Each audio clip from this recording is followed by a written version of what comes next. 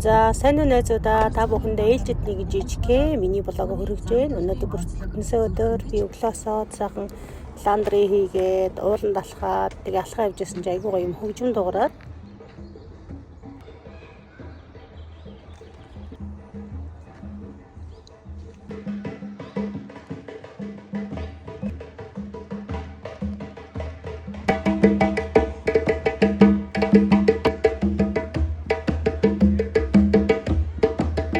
ууланд ийм хөгжим сонсоод явна гэдэг бол ер нь тэр чигээрээ хийлэн гэсэн үг дээ. Үнэхээр гоё байлаа. Тэгээд энд Америкт ингээд байгаль ийм хөгжим дуургаад энийгээ бүр айгүй гоё хийлэн гэж ярьдаг. Үний үнэхээр гоё имчилгээ болж ядаргаанаас гоё гарч чаддаг.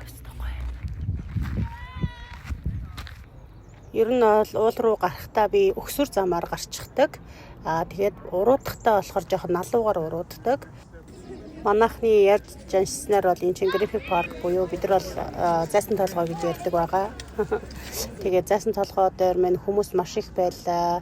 Энэ болохоор айгүй гоё нөгөө нартай үед яг цаг хэмждэг байхгүй, хэдэн цаг болж байгаа нь харагддаг. Өнөөдөр жоохон бүрхэг байсан болохоор харагдаагүй. Холливуд цайна мэдээж авна. Тэгээ нэг хүн байдгийн энэ байнгын smile welcome гэдэг нэг юм ярьж байдаг. За ингээд йоганоос дуусгаад би хаашаа явсан бэ? Холливуд стритээр дайраад йоган дээр ирсэн байт юм аа. Өнөөдөр бол өстой бест амралт эзтэй. Ууланд алхаад йоганд орно гэдэг бол oh my god. Энэ бол хамгийн гоё амралт. Өглөө би 7 банштай, гурилтай, борцтой шил хийж уусан. Одоо энэс илүү гоё амралт гэж юу яах вэ те. Тэгээд хажуугаар нөгөө номоо M-book-аас авсан сонсоо явж байгаа. Чадах номоо болохоор би аль болох номоор нэг нь юугаар нь унших хичээдэг. Чадахгүй бол тэгээ сонсоод явцдаг. Тэгээ өнөөдрийн йога бол бүр үнэхээр гоё байсан. Шинэ багш байсан, шинэ хөдөлгөөн заасан. Би зүгээр уурсан. Халуун йога хийж байгаа ч гэсэн тэ айгу хүчтэй дасгал хийхгүй байгаа ч гэсэн би маш их галбирч байгаа.